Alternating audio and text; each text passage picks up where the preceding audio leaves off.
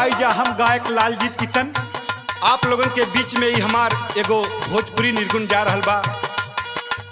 और हमार छोट भाई अर्जुन यादव के कलम से लिखल गीत बा। आज आप लोग सुनी कैसे।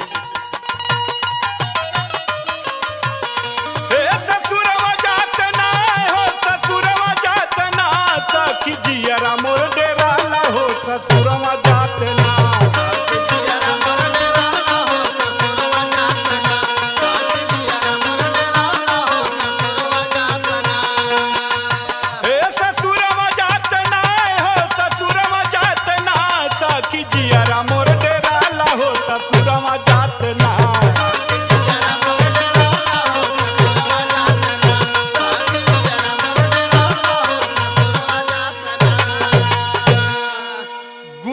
सहुर नाही नैहर में सिखली का होला ससुरा में केहू से ना पूछली का बतैबे हम पिया के समनवा जात ना सखी जियरा मोर डेरा ला हो ससुरवा जात ना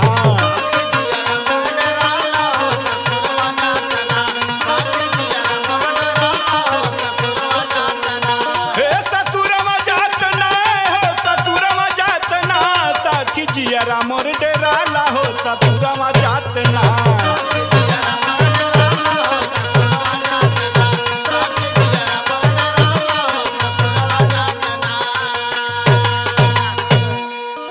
ससुर भसुर रहे लहुरा देवरवा सब केहू पूछी हमरे नैहर के हुनरवा बन जाइब पगली हम समनवा जात ना सखी जियरा मोर डेरा ला हो ससुरवा जात ना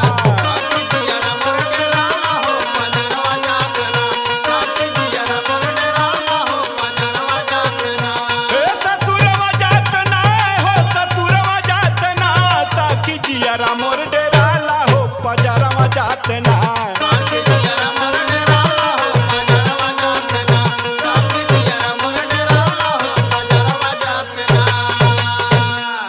लालजीत किशन गावे अपनी लचरिया ढंग सहुर सिखला नैहर नगरिया वही सब हिसाब पिया के अंगनवा जात ना सखी जियरा मोर डेरा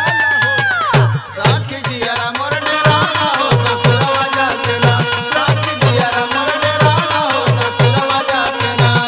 ससुरवा जात ना हो ससुरवा जात ना सखी जियरा मोर डेरा ला हो ससुरवा